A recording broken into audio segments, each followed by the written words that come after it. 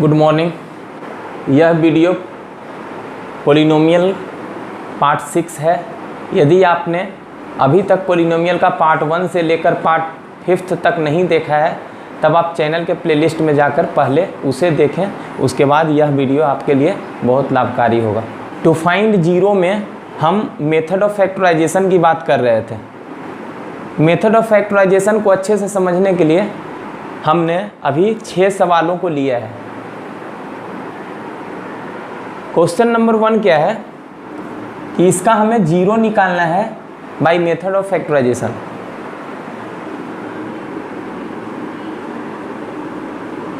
X square plus 2√2x minus 6, यह हमारा given polynomial है और इसी पॉलिनोमियल का हमें जीरो फाइंड करके बताना है बाय मेथड ऑफ फैक्टराइजेशन।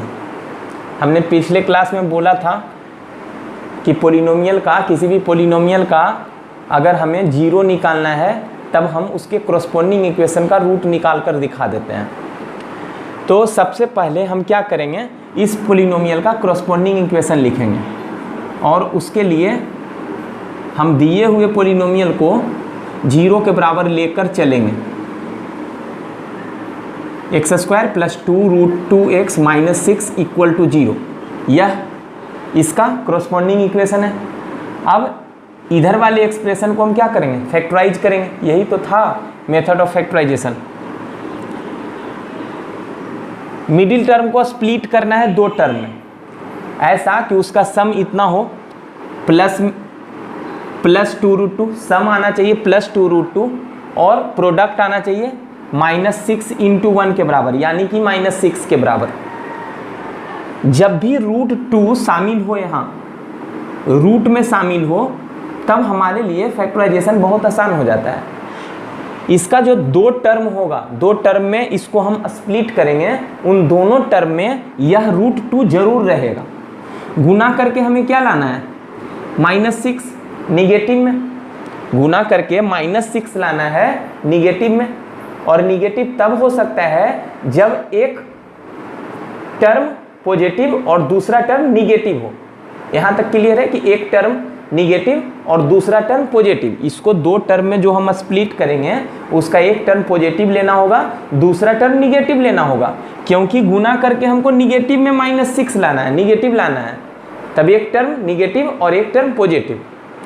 और हम ये क्या बोले, यदि रूट में हो मिडिल टर्म, एक्स वाला टर्म अगर रूट में हो तब दोनों टर्म में हम इस रूट वाले टर्म को शामिल जरूर करेंगे। यानी कि पहले वाले में √2 रहेगा और दूसरे में भी √2 रहेगा। इसको दो टर्म में स्प्लिट करना है, दोनों में √2 शामिल होना चाहिए। अच्छा, एक चीज़ और क्या ऑब्जर्व कर लें कि गुना करके निगेटिव लाना है। यहाँ से पता चला एक पॉजिटिव और एक निगेटिव, जबकि जोड़ के दोनों टर्म को जब जोड़ेंगे तब आना चाहिए प्लस में 2√2, प्लस में। इसका मतलब एक टर्म निगेटिव एक टर्म पॉजिटिव तो था ही, लेकिन बड़ा वाला, उन दोनों टर्म में जो बड़ा का टर्म होगा, बड़ा टर्म होगा, उसे हम पॉजिटिव लेंगे, तभी पॉजिटिव आ सकता है जुड़ के। तब हम क्या करेंगे, इसको दो टर्म में स्प्लिट करना है, ऐसा कि गुना करके -6 आना चाहिए। -6 कब होगा, √2 और √2 आपस में गुना करके कितना होगा 2, हमको लाना है 6, यानी कि हमें 2 × 3 और चाहिए। और 3 ऐसा चाहिए, 3 ऐसा करते हैं हम, इसमें 3 लगा देते हैं एक में। अगर इन दोनों को आपस में गुना कर लिया जाए देन 3 × 2, √2 × √2 3 × 2 6 आ जाएगा। लेकिन गुना करके हमें निगेटिव लाना है, मतलब एक में प्लस देना होगा एक में माइनस, और ऐड होने के बाद प्लस में होना है। यानी कि इन दोनों में जो बड़ा वाला टर्म होगा उसे हम प्लस में रखेंगे, तब इसे प्लस में रखें और इसे माइनस में। हमें पता चल गया कि इसे दो टर्म में कैसे स्प्लिट करेंगे। जोड़ने पर 3√2 में अगर हम -2 जोड़ें तब 2√2 आ जाएगा प्लस में, और गुना जब करें तब -6 आ जाएगा। तब इसे हम स्प्लिट कर लेते हैं। एक्स स्क्वायर, इसे दो टर्म में तोड़ना है, प्लस 3√2 और एक और माइनस रूट 2, दोनों में x को शामिल कर लें। इसे हम दो टर्म में स्प्लिट कर लिए। एक टर्म हमारा है प्लस 3√2x और एक टर्म है माइनस √2x। इन दोनों सिंप्लीफाई होके इतना बच जाएगा और गुना होने के बाद इसका और इसका प्रोडक्ट आ जाएगा। ठीक है, -6 = 0। इन दोनों, अब इसे हम रब कर देते हैं। इन दोनों टर्म में x कॉमन, यहाँ से बचेगा x, यहाँ से 3√2। अब आगे के जो दो टर्म है उसमें भी यही कॉमन लेना है, x + 3√2। यदि x में हमें पूछा जाए कि कितना से मल्टीप्लाई कर दें, मल्टीप्लाई करें कि इतना है, x में कितना से मल्टीप्लाई करने के बाद -√2x है, तब क्लियर है कि -√2 होगा। -√2 का गुना जब x से होगा तो यह टर्म आ जाएगा, और -√2 का गुना जब इससे होगा तब क्या यह आ रहा है? अगर आ रहा है तब सही, नहीं तो फैक्टराइज किया हुआ गलत। -√2 का जब गुना प्लस 3√2 से होगा तब √2 × √2, 2 × 3 6, और माइनस प्लस माइनस -6 आ गया, सही किया हुआ है। +0 बराबर 0। इन दोनों टर्म में कॉमन होगा x + 3√2, यहाँ से बचेगा x - √2 = 0। अब दो टर्म का प्रोडक्ट 0 है, या तो दो टर्म फैक्टर के रूप में लिखा हुआ है और वह 0 के बराबर है, यानी कि या तो यह 0 रहा होगा, नहीं तो फिर यह 0 रहा होगा। इंडिविजुअली बारी बारी से दोनों को 0 के बराबर जब लेंगे तब यहाँ से x + √3 को जब 0 के बराबर लेंगे, x का वैल्यू आएगा -3√2, और यहाँ से √2। यह क्या निकला? इस इक्वेशन का रूट निकला है, जबकि हमें तो इसके कॉरस्पॉन्डिंग पॉलिनोमियल का 0 निकालना था, लेकिन हम जानते हैं कि इसका रूट और इसका पॉलिनोमियल x का सेम वैल्यू होता है, इसीलिए x = -3√2 and √2 are the two zeros of the polynomial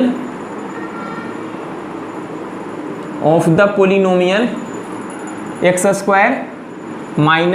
+2√2x - 6। यही हमारा find zeros of the polynomial this, question number 2। Solution पे चलते हैं। सबसे पहले क्या करेंगे, इस पोलिनोमियल का जीरोज निकालना है, उसका कॉरस्पॉन्डिंग इक्वेशन लिखेंगे, उस कॉरस्पॉन्डिंग इक्वेशन का रूट निकालेंगे बाय मेथड ऑफ फैक्टराइजेशन, और फिर कहेंगे जो रूट आएगा कि वही x का वैल्यू इस पोलिनोमियल के लिए जीरोज होगा। कॉरस्पॉन्डिंग इक्वेशन लिखा जाए, टेकिंग √3x² + 10x + 7√3 = 0। यहाँ हम क्या ऑब्जर्व कर रहे हैं, पिछले सवाल में क्या था, x के टर्म में रूट था, तब √2 दोनों टर्म में, इसके दोनों टर्म जो स्प्लिट किए थे उसके दोनों टर्म में √3 आया था, जबकि यहाँ √3 इसमें नहीं है, इसमें रूट का टर्म नहीं है, लेकिन रूट का टर्म इसमें है और इसमें है। अगर इसमें रूट का टर्म नहीं है मतलब दोनों टर्म में से किसी भी टर्म में रूट का टर्म नहीं आएगा। अब इसको दो टर्म में स्प्लिट करना है, ऐसा कि उन दोनों टर्म का प्रोडक्ट होना चाहिए इन दोनों टर्म के प्रोडक्ट के बराबर, और उसका सम होना चाहिए मिडिल टर्म के बराबर। प्रोडक्ट कितना आना चाहिए, 7√3 × √3, यानी कि 21। √3 × √3 3 × 7 21, प्लस में प्लस साइन क्या बता रहा है, या तो दोनों टर्म प्लस में रहा होगा, इसको जो दो टर्म में स्प्लिट करेंगे वह दोनों टर्म क्या होना चाहिए, दोनों टर्म या तो प्लस में रहा होगा तब प्लस × प्लस होगा, या तो दोनों टर्म माइनस में रहा होगा तब भी माइनस × माइनस प्लस हो जाएगा। अब डिसाइड कौन करेगा कि दोनों प्लस में होगा कि दोनों माइनस में होगा, मिडिल टर्म। हमें दोनों टर्म को जब ऐड कर दें तब तो लाना है प्लस में, +10 प्लस में लाना है। यदि दोनों टर्म निगेटिव हुआ तब गुना करके तो प्लस में आ जाएगा, लेकिन जोड़ने के बाद प्लस में नहीं आ पाएगा, वो माइनस में होगा। दो माइनस टर्म को जब जोड़ते हैं, गुना नहीं, जब जोड़ते हैं तब माइनस में आता है। तब यहाँ इस साइन से हमें पता चल रहा है कि दोनों टर्म जो है वह प्लस में ही रहा होगा। प्लस में रहेगा दोनों टर्म, तब गुना करने के बाद प्लस में आ जाएगा और जोड़ने के बाद भी प्लस में आएगा। गुना करके 21 लाना है, जोड़ के 10 लाना है, और दोनों टर्म प्लस में होना चाहिए। क्लियर है? एक टर्म 7 और दूसरा टर्म 3। 7 और 3 को गुना करेंगे तो 21 आएगा, और 7 और 3 को जोड़ेंगे तो प्लस 10 आएगा। 3√3x² plus 7x plus 3x plus 7√3 equal to 0। यहाँ से इन दोनों टर्म में, इस टर्म में और इस टर्म में अगर कॉमन लें तब x कॉमन होगा, जबकि इन दोनों टर्म में अगर हम कॉमन लें, इन दोनों टर्म को एक साथ रख के कॉमन लें तब कितना कॉमन आएगा? ऐसा करते हैं, इन दोनों टर्म को एक साथ लिख ही लेते हैं। √3x² प्लस 3x, इन दोनों टर्म को साथ में, और इन दोनों टर्म को साथ में रखे हैं। यहाँ भी हम एक्सचेंज कर सकते थे, प्लस 7√3 इक्वल टू 0। इन दोनों टर्म में कॉमन लिया जाए, √3x कॉमन होगा। इसमें √3 है, इसमें भी √3 है। 3 मतलब √3 इंटू √3। √3x कॉमन लेने पर यहाँ से बचेगा x, और यहाँ √3 में कितना से गुना कर दिया जाए कि 3 हो जाए। क्लियर है? √3 से, √3 में √3 से गुना होगा 3 होगा, और एक x बचेगा, √3x 3x आ जाए। अब आगे के दो टर्म में हम बता चुके हैं कि इसी टर्म को पहले उतार दिया जाए, x plus √3।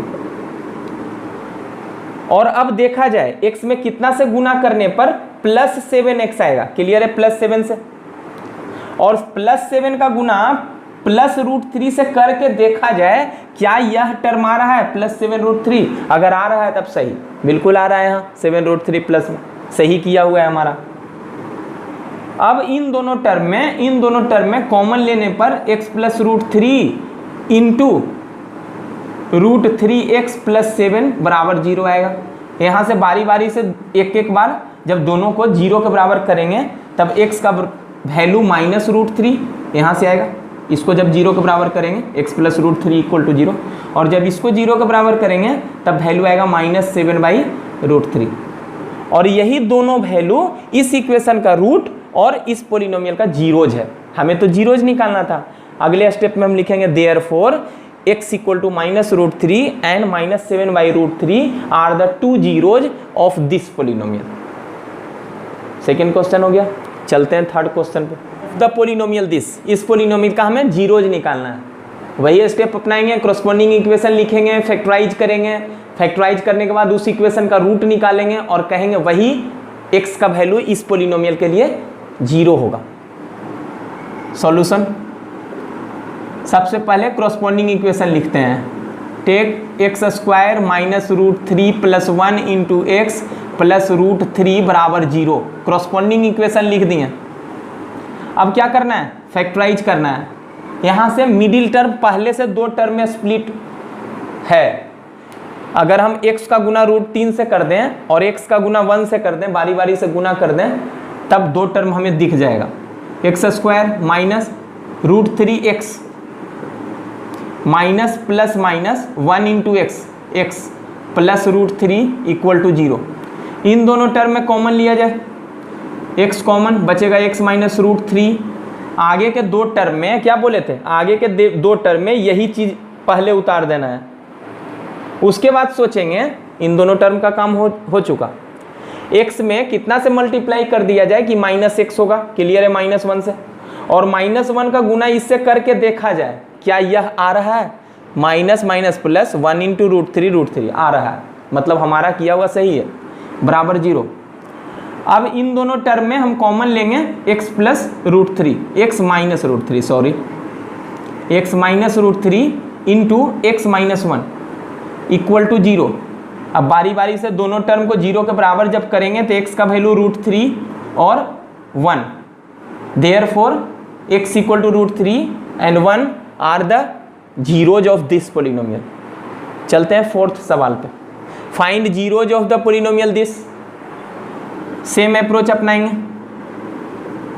Taking 7/² minus 11/3 minus 2/3 equal to 0। अब तो बहुत बार बना चुके हैं। यहां वेरिएबल बाई है, तब हमारा जीरो जो निकलेगा वह बाई का वैल्यू होगा।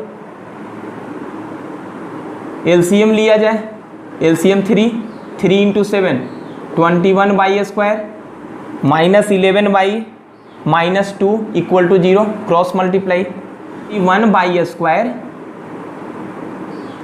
Minus 11 minus 2 equal to 0।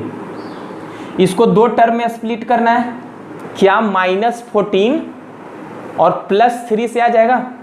-14 + 3 गुना करेंगे तो -42 आएगा और सम आएगा -14 + 3 यानी कि -11। सही है। 21/² minus 14 plus 3 minus 2 equal to 0। इन दोनों टर्म में कॉमन लेने पर बचेगा 21 और 14 को से कॉमन आएगा 7। बाई स्क्वायर और बाई में कॉमन आएगा बाई। यहां से बचेगा 3 माइनस 2। अगले दो टर्म के लिए वही लिखेंगे 3 माइनस 2। सोचे 3 में कितना से मल्टीप्लाई कर देंगे +3 आए। क्लियर है? 1 है, +1 1 का गुना -2 से करके देखें, आ रहा है, मतलब सही।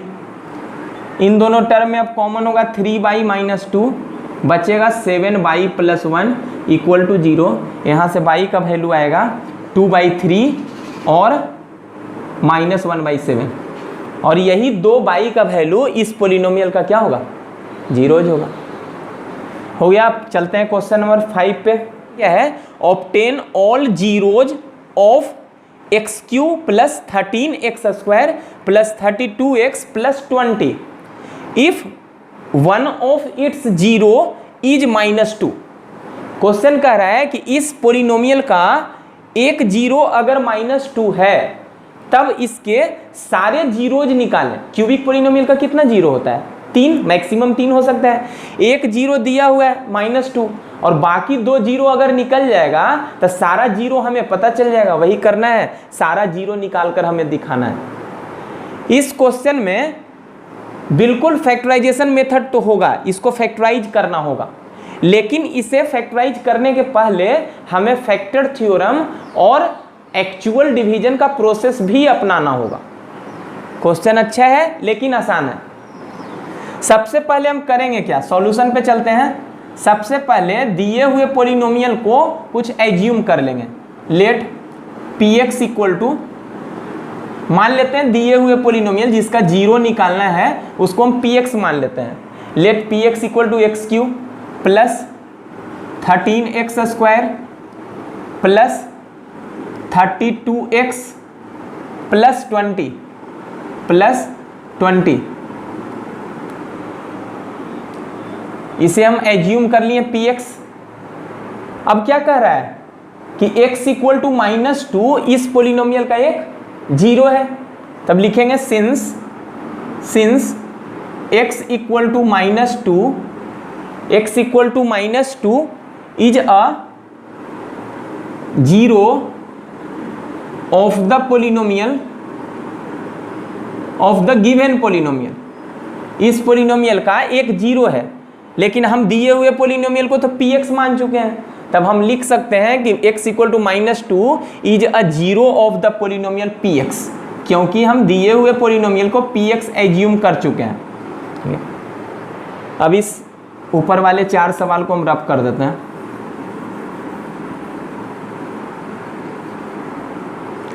दिए हुए पोलिनोमियल को हम px मान चुके थे, इसीलिए ऐसा लिखे हैं। अब आगे क्या बोल सकते हैं? By definition of zero x बराबर -2 इस px का क्या है? जीरो है। तब जरा याद करें, अगर जीरो है तो डिफिनीशन ऑफ जीरो क्या कहता है कि वह वैल्यू यदि पोलिनोमियल में रख दिया जाए तब उस पूरे पोलिनोमियल का वैल्यू क्या बना देता है, 0 के बराबर बना देता है। 0 वही था 0 का डिफिनीशन। चूंकि -2 इस पोलिनोमियल px का क्या है, एक 0 है, इसीलिए -2 को इस पोलिनोमियल में अगर सब्स्टिट्यूट कर देंगे तब उसका वैल्यू 0 के बराबर बनाएगा। इसीलिए p-2 का वैल्यू जो होगा, p-2 क्या है, px में x के जगह पे -2 रखे हैं, उसका वैल्यू क्या होगा, 0 होगा। क्यों होगा, क्योंकि -2 उस पोलिनोमियल का क्या है, 0 है। यहां से अब फैक्टर थ्योरम जरा याद करो। फैक्टर थ्योरम क्या था, इफ pa इक्वल टू 0, अगर pa 0 के बराबर है then x minus a is a factor of the polynomial px। अब यहां क्या कह रहा है कि p-2 क्या है, 0 के बराबर है। pa जब 0 के बराबर होता है तब x माइनस a क्या होता है, px का फैक्टर होता है। pa जब 0 के बराबर होता है, क्या हम पढ़े थे कि व्हेन pa बराबर 0, जब pa 0 के बराबर होगा then x minus a will be a factor of px। हम ऐसा पढ़ चुके हैं, ऐसा हम पढ़ चुके हैं। इसीलिए हम इसके अगले स्टेप में क्या लिख सकते हैं कि चूंकि p-2 का वैल्यू 0 है, इसीलिए x माइनस a, यानी कि x माइनस a कितना है, -2, x minus a is a factor of px। कहां से आया है, फैक्टर थ्योरम से। यहां लिख देते हैं ब्रैकेट में कि since by factor theorem when pa equal to 0 then x minus a will be a factor of px। Question में क्या कह रहा था कि p-2 0 के बराबर, हम लाए थे p-2 0 के बराबर, लेकिन हम जानते हैं कि जब pa 0 होता है तब x माइनस a px का एक फैक्टर होता है। तब p-2 जब 0 के बराबर है तब x माइनस a, लेकिन a के स्थान पर -2 है, is a factor of px। हम ऐसा कह सकते हैं, this imply x minus minus plus 2 is a factor of px। इतना स्टेप जो हम किए हैं, आगे आने वाले सवाल में हम इतना नहीं करेंगे। अगर किसी पोलिनोमियल का बोलेगा कि 3 एक 0 है, 3 बोलेगा कि x इक्वल टू 3, px का एक 0 है, पोलिनोमियल px का 0 है, तब हम डायरेक्ट बोलेंगे बाई फैक्टर थ्योरम कि x माइनस 3 जो होगा, कुछ नहीं करना है, 3 को इधर ले आना है। जैसे यहाँ x इक्वल टू -2 था तो -2 को इधर लाएंगे तो क्या होगा, x प्लस 2, वही तो है। x इक्वल टू 3 अगर px का एक फैक्टर 0 होगा तब हम डायरेक्ट क्या बोलेंगे, x minus 3 will be a factor of px, direct use करेंगे। अगर ऐसा दिया हुआ हो कि x बराबर 1/2 किसी पोलिनोमियल px का एक 0 है, तब हम क्या कहेंगे कि x minus 1/2 is a factor of px। अगर बोलेगा कि x इक्वल टू √3 एक 0 है इस पोलिनोमियल px का, तब हम बोलेंगे कि x, इसको इधर ले आए, -√3 is a factor of px। इस कंक्लूजन को हमेशा ध्यान रखना है। हमें px का एक फैक्टर पता चल गया, x प्लस 2, बाकी फैक्टर हम जानना चाहते हैं, जरा एक नंबर पे ऑब्जर्व किया जाए। 24 को भाग जब 3 से दिया जाएगा तब निश्चित है कि रिमाइंडर कितना आएगा, 0। क्यों आया, क्योंकि 3 24 का क्या था, एक फैक्टर था। 3 अगर एक फैक्टर है तब उसमें और क्या मल्टीप्लाई कर दें कि 24 बच जाए, वह जानने के लिए हम एक्चुअल डिवीजन देंगे। तब हमें एक और फैक्टर 24 का पता चलेगा। 3 और 24 दो फैक्टर के रूप में 24 को लिखा जा सकता है। वैसे ही हम चाहते हैं कि px को भी लिखा जाए फैक्टर के रूप में। एक फैक्टर x प्लस 2 है, एक और फैक्टर हम चाहते हैं, ठीक है, ताकि x प्लस 2 और वह जो फैक्टर आएगा उन दोनों का प्रोडक्ट px के बराबर आ जाए। उसके लिए हम क्या करते हैं, डिवाइड देते हैं x प्लस 2 से px को। अभी नंबर में देखे थे, अब क्या करते हैं अगले स्टेप में, now dividing px by x plus to, एक फैक्टर पता चल गया x प्लस टू। अब क्या करेंगे, बाकी फैक्टर जानने के लिए एक्चुअल डिवीजन देंगे, ठीक है। डिवाइड दिया जाए x प्लस टू से px को, लेकिन px तो सिर्फ एक रिप्रेजेंटेशन है, एक्चुअल में px तो इतना था, तब इसको डिवाइड दिया जाए एक्स क्यूब प्लस px को डिवाइड दे रहे हैं 13x square plus 32x plus 20,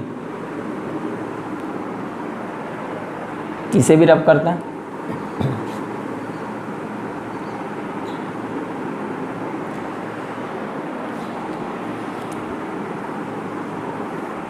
x है यहाँ, x क्यूब है, एक्स स्क्वायर से x square into x cube x square into plus two, 2x square, sign change, minus minus cancel, यहाँ से उतरेगा 11x स्क्वायर, कैरी होगा 32x, x है यहाँ 11x स्क्वायर है प्लस 11x है, 11x into x 11x square, 11x into plus to 22x, यहाँ minus, यहाँ हो जाएगा माइनस, यहाँ कैंसिल, यहाँ बचेगा 10x और यहाँ से 20 प्लस 10 से 10x प्लस 20 पूरा कैंसिल हो गया, बच गया रिमाइंडर 0। रिमाइंडर 0 बनना ही था क्योंकि x प्लस टू क्या था, एक फैक्टर था। अब हम इस डिवीजन में यूक्लिड डिवीजन एल्गोरिथम का यूज करेंगे। यूजिंग यूक्लिड्स डिवीजन एल्गोरिथम, यहाँ लिख रहे हैं using Euclid's division algorithm, Euclid's division algorithm का यूज कर रहे हैं इसमें।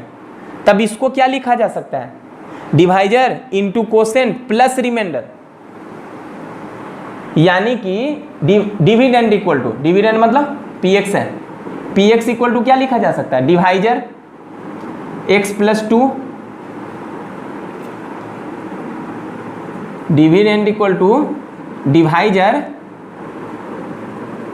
Into quotient x square plus 11x plus 10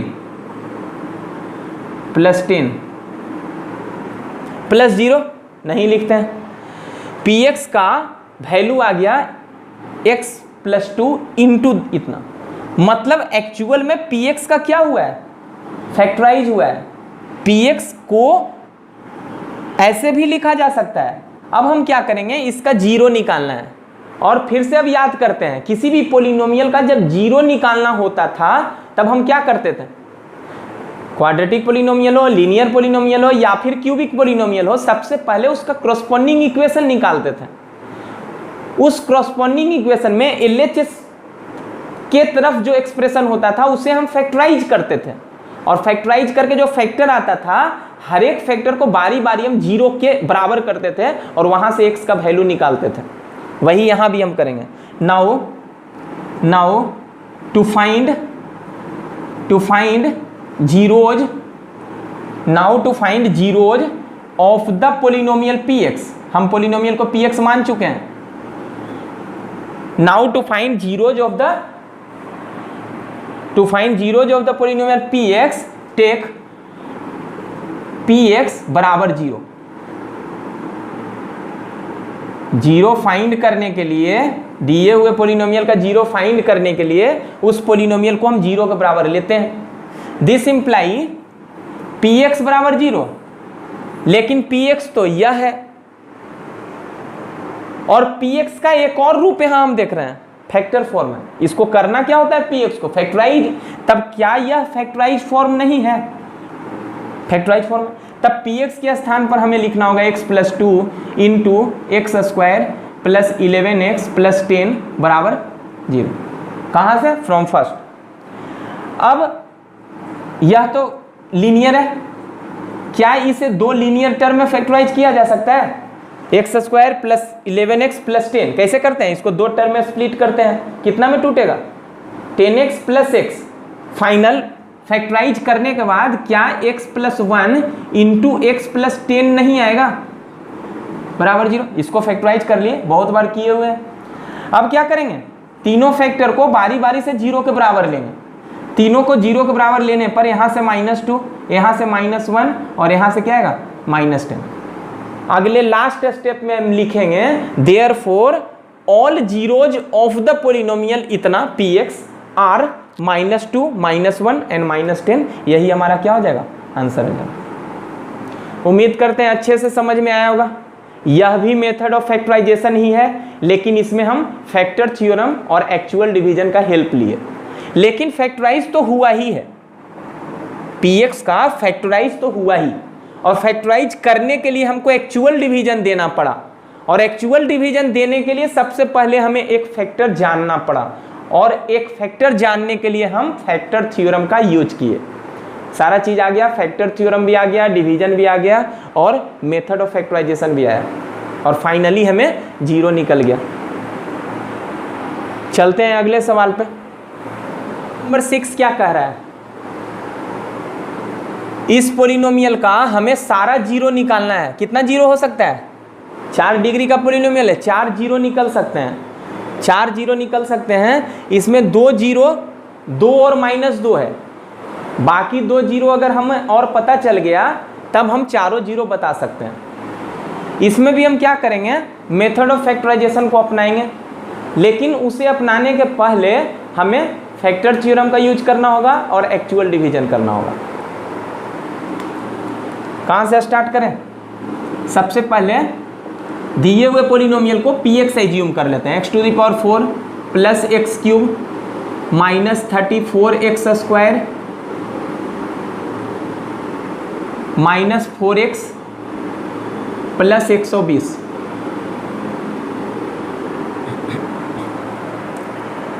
और क्या दिया हुआ है, since x = 2 and -2 are the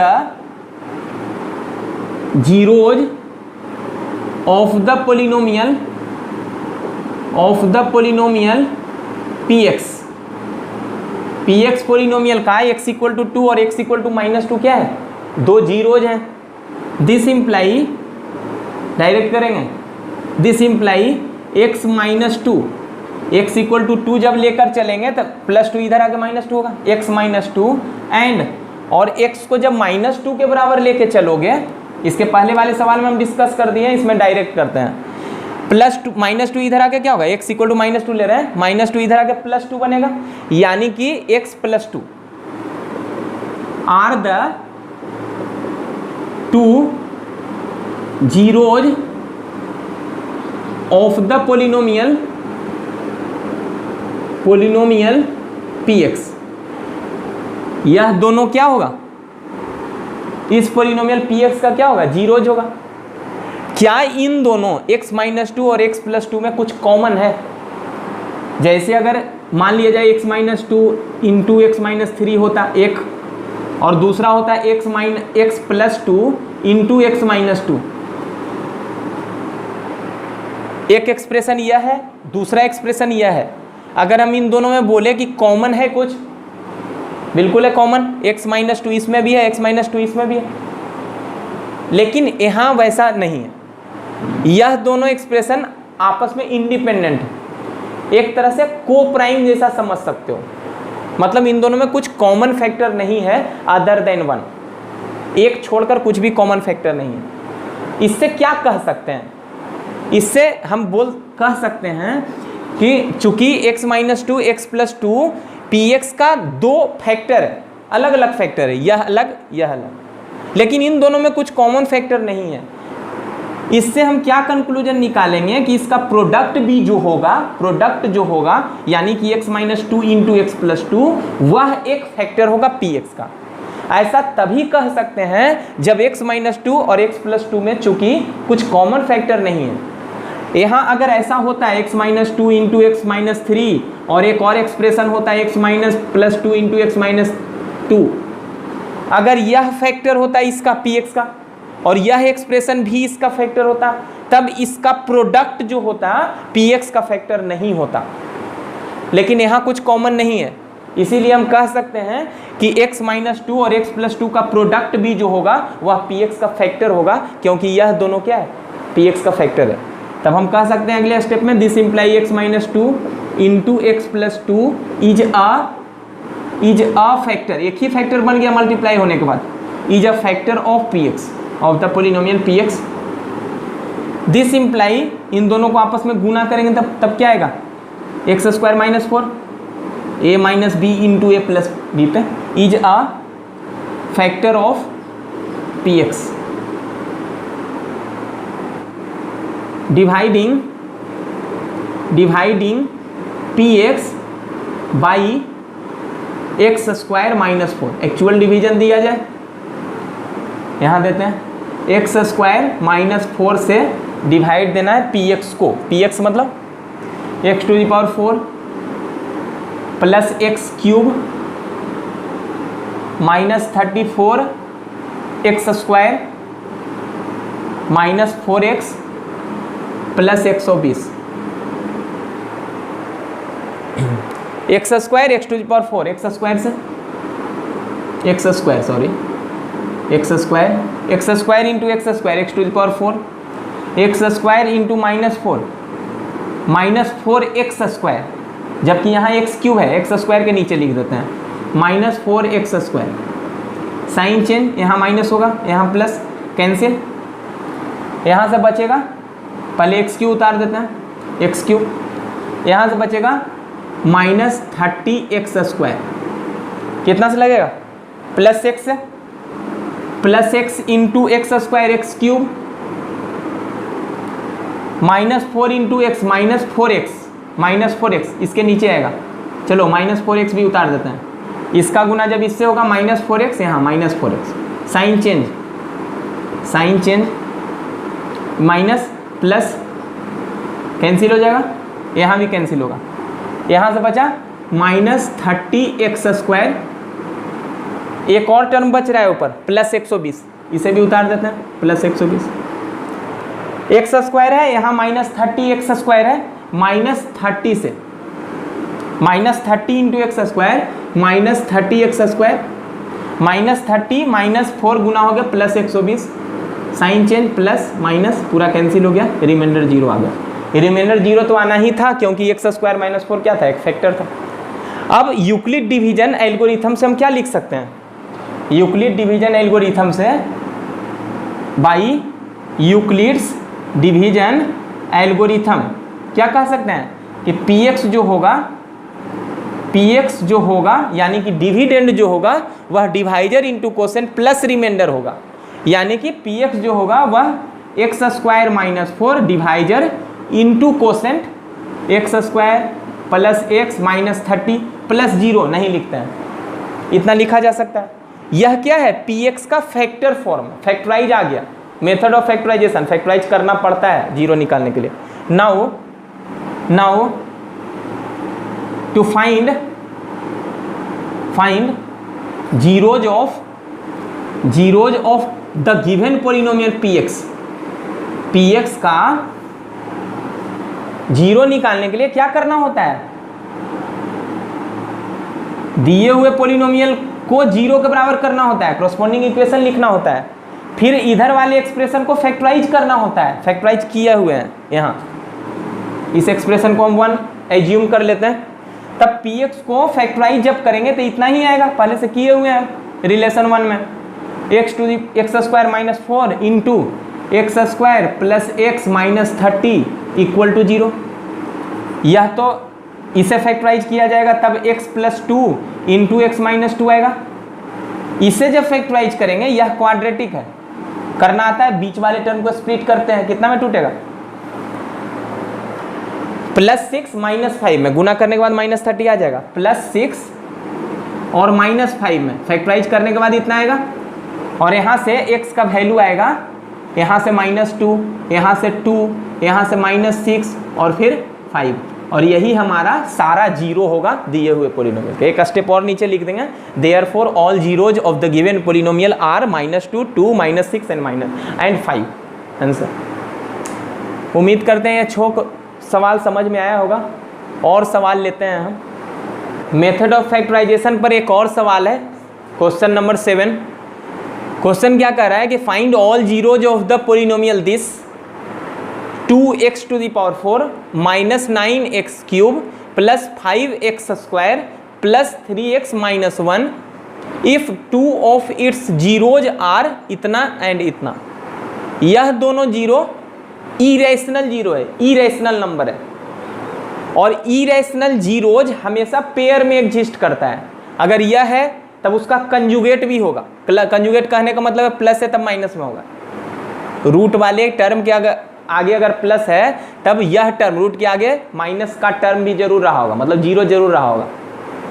अगर पोलिनोमियल का कोफिशिएंट जो है, कोफिशिएंट रैशनल नंबर है तब क्या बोले, अगर किसी पोलिनोमियल का कोफिशिएंट रैशनल नंबर है उस स्थिति में इरेशनल जीरोज हमेशा पेयर में एग्जिस्ट करता है।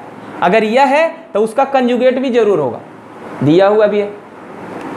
क्या क्वेश्चन क्या कह रहा था कि पोलिनोमियल का दो जीरो यह है तब उसका सारा जीरो निकालो। वही स्टेप अपनाएंगे जो पिछले सवाल में किए थे। सबसे पहले दिए हुए पोलिनोमियल को px एज्यूम कर लेते हैं। Let px equal to 2x to the power 4 minus 9x cube plus 5x square plus 3x minus 1। इस पोलिनोमियल को px एज्यूम किए। क्वेश्चन में क्या दिया हुआ है कि since x equal to 2 plus root 3 and 2 minus root 3 are the two zeros of the polynomial px, ऐसा क्वेश्चन में दिया हुआ है। इसके पहले वाले सवाल में हम पूरा डिटेल किए थे, इसमें थोड़ा शॉर्ट कर रहे हैं। दिस इम्प्लाई, यहाँ से क्या निष्कर्ष निकलेगा, बोले थे कि इधर प्लस में है, इधर आगे क्या होगा minus. This imply x minus 2 plus root 3, यह क्या होगा, पोलिनोमियल px का एक फैक्टर होगा, बता चुके थे। और एक और फैक्टर क्या होगा, x पूरा प्लस में, इधर आ गया माइनस में, x माइनस 2 प्लस x, यह प्लस को माइनस कर दिए, जस्ट करता x माइनस 2 माइनस रूट 3, यह भी एक फैक्टर होगा। चूंकि x इक्वल टू इतना और इतना क्या है, दिए हुए पोलिनोमियल का जीरो है, तब हम कह सकते हैं कि x माइनस इतना और x माइनस इतना क्या होगा, दो फैक्टर होगा। और यह भी बात बोले थे कि यह दोनों जब फैक्टर है तब दोनों में अगर कुछ कॉमन नहीं है तब उसका प्रोडक्ट भी जो होगा वो क्या होगा, px का फैक्टर होगा। तब हम डायरेक्ट चल रहे हैं इस सवाल में। दिस इम्प्लाई, जब ऐसा है, दिस इम्प्लाई x माइनस इतना इंटू x माइनस इतना is a factor of the polynomial px, बोल सकते हैं। दिस इम्प्लाई, इन दोनों को आपस में मल्टीप्लाई करते हैं। मल्टीप्लाई यहाँ नहीं, रफ में करना है, डायरेक्ट यहाँ लिख देंगे। मल्टीप्लाई करते हैं x minus 2 plus root 3 x minus 2 minus root 3, इन दोनों को मल्टीप्लाई करना है। x into x square, x into this term minus 2 plus minus root 3 into x. इन दोनों को जब आपस में मल्टीप्लाई करेंगे तो आएगा minus 2 plus root 3 into x, और इसका गुना इससे कर रहे हैं तो माइनस माइनस प्लस, और इन दोनों को जब गुना करेंगे तब यह सेट हो रहा है a प्लस बी गुना a माइनस बी पे, यानी कि a square minus B square यानी कि 2 स्क्वायर 4 और माइनस बी स्क्वायर यानी कि माइनस रूट 3 इंटू रूट 3 का स्क्वायर 3 4 माइनस 1 कितना बचेगा, a square minus B square पे। यहाँ से एक्स स्क्वायर, इन दोनों टर्म में x कॉमन होगा, x दोनों में है और माइनस भी आगे कॉमन ले लेते हैं, तब बचेगा क्या, यहाँ से बचेगा 2 माइनस रूट 3, माइनस कॉमन ले चुके हैं तब आएगा प्लस, बचेगा 2 प्लस रूट 3 और यहाँ x कॉमन। इन दोनों टर्म में हम क्या किए हैं, माइनस सबसे पहले कॉमन लिए हैं और x कॉमन लिए हैं। माइनस और x कॉमन लेने के बाद यहाँ से यह बचेगा और इसमें माइनस कॉमन ले चुके हैं, तब बचेगा प्लस, और यह टर्म उतर गया +1। दिस इम्प्लाई एक्स स्क्वायर, इन दोनों को अंदर सोल्व किया जाए, कैंसिल हो जाएगा, -3 + 3 जुट के 2 + 2 4, तो बचेगा माइनस माइनस, अंदर बचा 4x + 1, इतना। इसका वैल्यू इसके बराबर है, यहाँ डायरेक्ट लिख देते हैं। This imply x square -4x + 1 is a factor of px। px का एक फैक्टर पता चल गया। अब और फैक्टर जानने के लिए क्या करेंगे, एक्चुअल डिवीजन देंगे। एक्चुअल डिवीजन दिया जाए, on dividing px by x square -4x + 1, divide दिया जाए एक्स स्क्वायर -4x + 1 से डिवाइड देना है px को, और px है क्या 2x⁴ -9x³ + 5x² + 3x - 1। यहाँ x² है, यहाँ 2x⁴ है, 2x², 2x⁴, 2x² का गुना -4 से, -8x³, 2x² का गुना +1 से, +2x², यहाँ माइनस, यहाँ प्लस, यहाँ माइनस, कैंसिल, इन दोनों मिलकर टर्म बनेगा -x³, यहाँ से बचेगा +3x², और एक टर्म को उतार देते हैं +3x, x² है, यहाँ -x³ है, -x से, -x का गुना x² से, -x³, -x का गुना -4 से, 4x से, +4x², -x का गुना +1 से, -x, यहाँ साइन प्लस, यहाँ माइनस, यहाँ प्लस, कैंसिल, यहाँ से बचेगा -x² और यहाँ से बचेगा +4x। एक और टर्म बच गया, उसे भी हम कैरी कर लेते हैं। x² यहाँ है -x² -1 से, x² गुना -1, -x² -1 गुने -4x + 4x, -1 गुने +1 -1, यहाँ साइन चेंज, प्लस, यहाँ माइनस, यहाँ प्लस, सारा टर्म कैंसिल हो गया, बच गया 0। 0 तो बचना ही था क्योंकि यह क्या था, फैक्टर था। अब क्या करते थे, now using Euclid's division algorithm,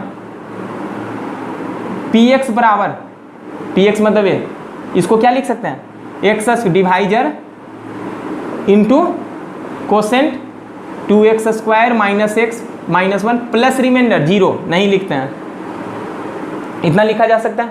now to find zeros of the polynomial px, take px बराबर 0, ऐसे ही नहीं करते थे। दिस इम्प्लाई px को क्या लिख सकते हैं, यहाँ लिख चुके हैं, इसको एक रिलेशन मान लेते हैं। px को लिख सकते हैं x² -4x + 1 into 2x² -x -1 बराबर 0। अब इन दोनों को फैक्टराइज करना है, यह भी क्वाड्रेटिक है, यह भी क्वाड्रेटिक, लेकिन यह इसको जब फैक्टराइज करेंगे तब यहाँ से 2 0 कौन निकलेगा, क्लियर है, कौन निकलेगा, क्लियर है, एक यह और एक यह। तब हम इसे फैक्टराइज करने से ज़्यादा बेहतर समझते हैं कि सिर्फ इसे फैक्टराइज कर दिया जाए। Clearly to find other 2 zeros take 2x² -x -1 बराबर 0। इसको जब 0 के बराबर लेंगे तब 2 0, यही दोनों 0 निकलेगा। फैक्टराइज करके देख सकते हो, लेकिन ज़रूरत नहीं है। इसको जब 0 के बराबर लिए, अब इसको फैक्टराइज करेंगे तो 2x² कितना में स्प्लिट होगा, -2x + 1 -1 बराबर 0। यहाँ से कॉमन लेंगे तो 2x कॉमन बचेगा, x -1, सॉरी यहाँ x होगा, फिर यहाँ से x -1, यहाँ से +1 बराबर 0। दिस इम्प्लाई, मतलब नेक्स्ट लाइन हम लिख रहे हैं, यहाँ से x का x -1 इंटू बचेगा 2x + 1 बराबर 0। यहाँ से x का वैल्यू निकल गया x का वैल्यू 1 और -1/2। बाकी दो जीरो निकला, 2 जीरो क्वेश्चन में दिया हुआ है। अगले स्टेप में क्या लिखेंगे, therefore all zeros of the given polynomial are 2 + √3, 2 - √3 and 1 and -1/2 answer. उम्मीद करते हैं फैक्टराइजेशन का, मेथड ऑफ फैक्टराइजेशन का यह 7 क्वेश्चन अच्छे से समझ में आया होगा। अब हम सेकेंड पर चलेंगे, दूसरा मेथड जीरोज निकालने का। कौन सा था, बाई कंप्लीटिंग स्क्वायर।